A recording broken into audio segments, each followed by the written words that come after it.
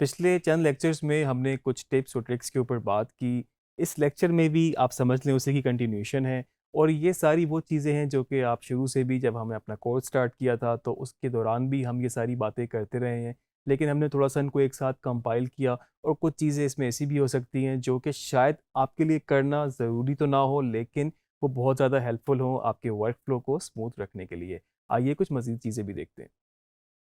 जी, इस वक़्त मैं टाइमलाइन पर मौजूद हूँ और जहाँ पर मेरा ये सीटीआई है, आप देख सकते हैं कि कुछ डिफरेंट सा आपको यहाँ पर डिस्प्ले नज़र आ रहा होगा। अगर आप इसको मज़ीद नोट करें, टाइमलाइन पे भी आपके पास जो क्लिप्स हैं, उनके लेबल तो चल रहे हैं, लेकिन यहाँ से इसने इसको भी रेड कर दिया है। इसको मैं आपको थोड़ा-सा इस तरह से भी दिखा देता हूँ। आप देख रहे हैं कि यहाँ पर ये बिल्कुल रेड है। इसका क्या मतलब है? इसका मतलब है कि ये जो मीडिया फ़ाइल है, ये ऑफ़लाइन है।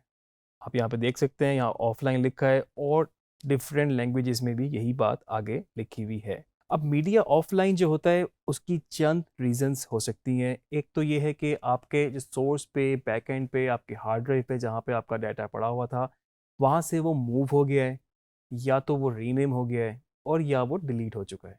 आपको इसीलिए हमने शुरू में बताया था कि आपको अपने प्रोजेक्ट मैनेजमेंट के वक़्त जब आप अपना वर्क फ्लो डिसाइड करते हैं, आप एसेट्स की मैनेजमेंट रखते हैं इस तरीके से कि आपके फ़ोल्डर्स प्रॉपर ऑर्गेनाइज़ हों और आपका डाटा जो है प्रॉपर बिन के अंदर सेव हो। आपके प्रोजेक्ट फाइनल होने तक आप उसको मूव नहीं कर सकते, आप उसको डिलीट नहीं कर सकते।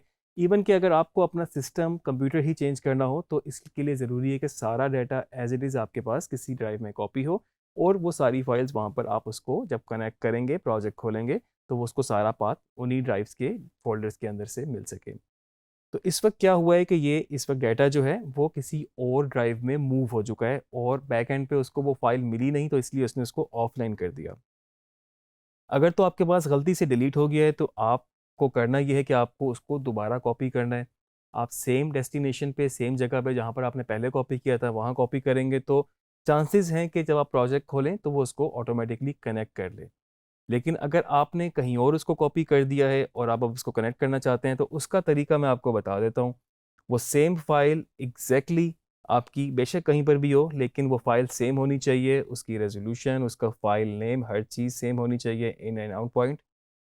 अगर मैं यहाँ पर राइट क्लिक करूँगा, तो यहाँ पे मेरे पास ऑप्शन आएगी लिंक मीडिया की। इस लिंक मीडिया को मैं क्लिक करूँगा। अब आपसे ये पूछ रहा है कि ये वाली फाइल है, आप इसको यहाँ से लोकेट करेंगे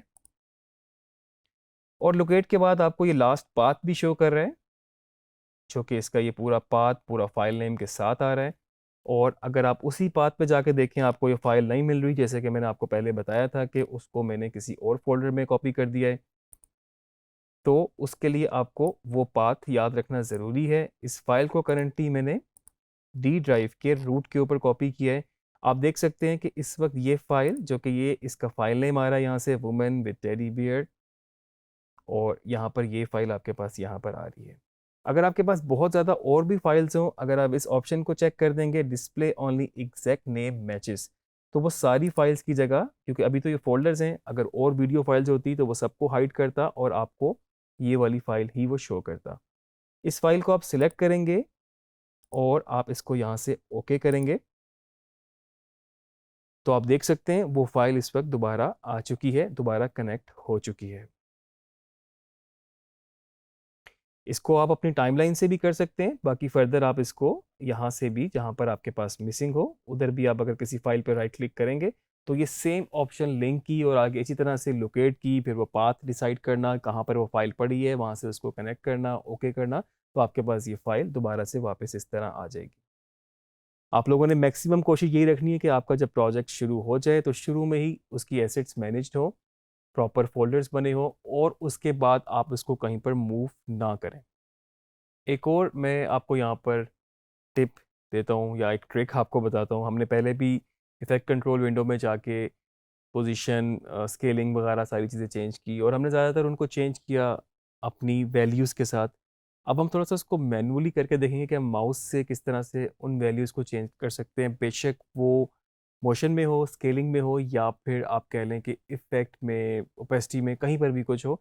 तो आपके पास बड़ी ज़बरदस्त ऑप्शन मौजूद है कि आप अपनी मर्ज़ी से अपने माउस के साथ जहाँ-जहाँ पर आप उसको मूव करेंगे, आप वहाँ पर उस इफ़ेक्ट पे काम कर सकते हैं। अगर अभी भी आपको क्लियर नहीं है तो थोड़ा-सा मैं आपको टाइमलाइन पे कुछ करके दिखाता हूँ। मिसाल के तौर पे मेरे पास इस वक़्त 2 क्लिप्स हैं और एक क्लिप में मेरे पास ब्लैक एंड व्हाइट है और उसी के ऊपर उसका सेम कॉपी वर्ज़न है जिसमें कलर्स मौजूद हैं। आप देख सकते हैं अगर मैं इसको ऑन एंड ऑफ करूँ तो ये इस तरह से है। अब मैं करता क्या हूँ कि मैं चाहता ये हूँ कि मेरे पास जो बाकी एरिया है वो सारा ब्लैक एंड व्हाइट रहे।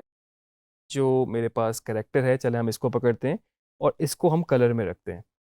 तो ये तो इनिशियल हमने इस वक़्त सोचा कि हम इस तरह से करेंगे। आपके पास कोई भी कोई इफ़ेक्ट हो, आप किसी भी चीज़ को मूव भी करना चाहते हो तो तब भी आप अपने की फ्रेम से फिर माउस के थ्रू उसको कर सकते हैं।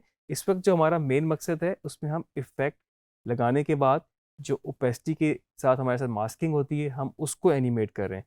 क्योंकि देखें ये तो बड़ा ईज़िली हम कर सकते हैं कि हम यहाँ पर ओपेसिटी में मेबी हमने यहाँ पर ये एक फ़ौरन से ही एक सर्कल ऐड किया और हमने इसका यहाँ से बेशक एक्सपेंशन कम कर दिया। इस वक़्त हमारा मकसद बिल्कुल ये नहीं है कि हम उनके चेहरे को हाइलाइट करें, हम इसको सिर्फ़ इस तरह से कलर कर रहे हैं और थोड़ा-सा हम मास्क को बेशक बढ़ा भी लें। तो इस वक़्त जो आपके पास लुक है, वो इस तरह से है और ये मेरा पहला की फ्रेम है। लेकिन अब जब ये मूव करेंगी, तो इधर से हम फेदर कम कर रहे हैं जान के ताकि आपको ये बाकायदा डिफ़रेंस नज़र आए। तो अब आप देख रहे हैं कि जहाँ-जहाँ वो मूव कर रही हैं, तो वो आपका जो मास्क है, वो वहीं का वहीं रह गया क्योंकि ऑब्वियसली वो तो सिर्फ़ मास्क एक एरिया के ऊपर है, ना कि एग्ज़ैक्टली उस कैरेक्टर के ऊपर, जो कि वो पहले फ्रेम पे था।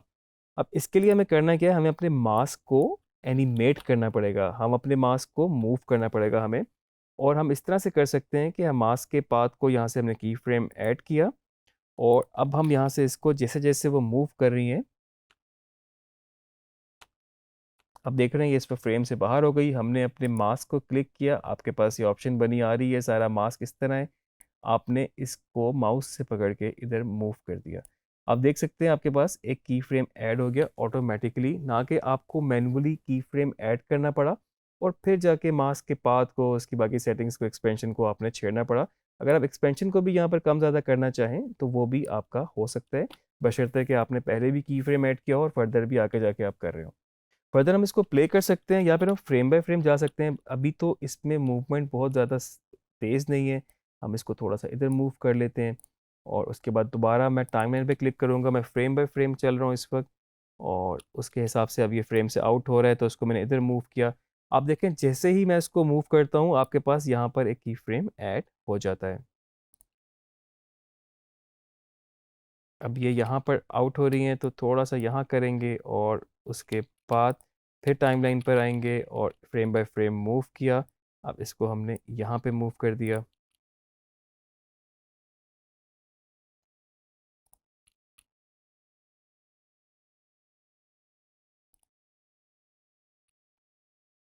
अब देख रहे हैं सारे यहाँ पर आपके पास ये की फ्रेम ऐड हो गए और हमने सिर्फ़ इस मास्क को यहाँ से सिलेक्ट किया तो तब हमें जाके ये नज़र आया इस तरह से।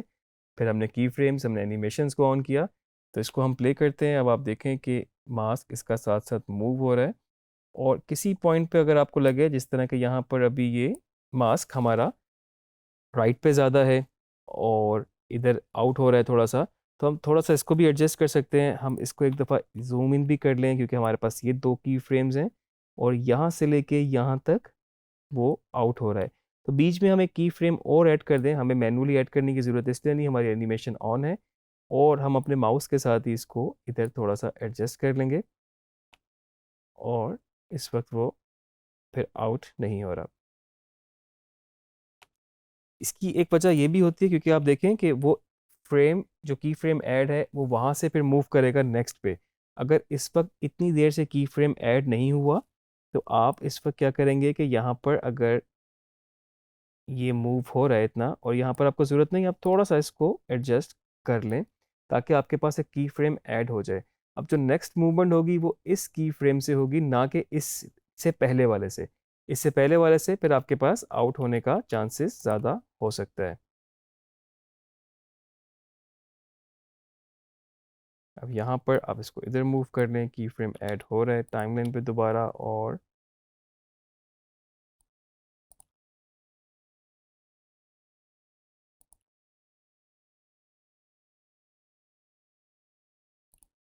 आप चाहें तो बिल्कुल फ्रेम बाय फ्रेम भी जा सकते हैं, मतलब आपको मे बी एक एक दो दो फ्रेम, या आप चाहें तो पांच पांच फ्रेम, क्योंकि इसमें मूवमेंट थोड़ी सी स्मूथ है, बहुत ज़्यादा शार्प नहीं है। जिस तरह से भी आप लेके जाना चाहें उसको आप लेके जा सकते हैं।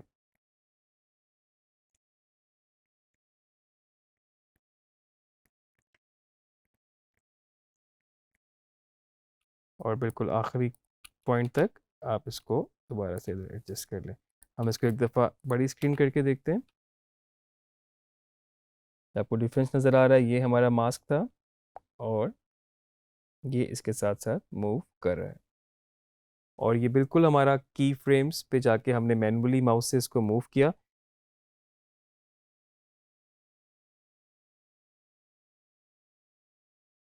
इसके अलावा आपने किसी और चीज़ को भी इस तरह मूवमेंट देनी हो, बेशक वो स्केलिंग पोजीशन से या रोटेशन से रिलेटेड हो, अब आपके लिए बार बार फ्रेम बाय फ्रेम या चंद फ्रेम आगे जाके वैल्यूज़ को चेंज करके एडजस्ट करना शायद थोड़ा सा मुश्किल हो सकता है। तो उसके लिए भी आप अगर यहाँ पर की फ्रेम ऐड करते, आप इधर से इसको पकड़ते, तो आप जिस तरह अभी ये मूव हो रहा है, आप देख रहे हैं कि वो ऊपर ये वाली क्लिप, तो आप उसको इस तरीके से भी मूव कर सकते थे। तो मेन पॉइंट ये है कि आपने इसको जिस एरिया पे आपने काम करना है, आपने उसको सिलेक्ट करना है, एनिमेशन ऑन करनी है, और जहाँ जहाँ पर आपका CTI मूव करेगा, जिस हिसाब से आपको चेंज करना है, आप वहाँ पर वो चेंजेस कर सकते हैं।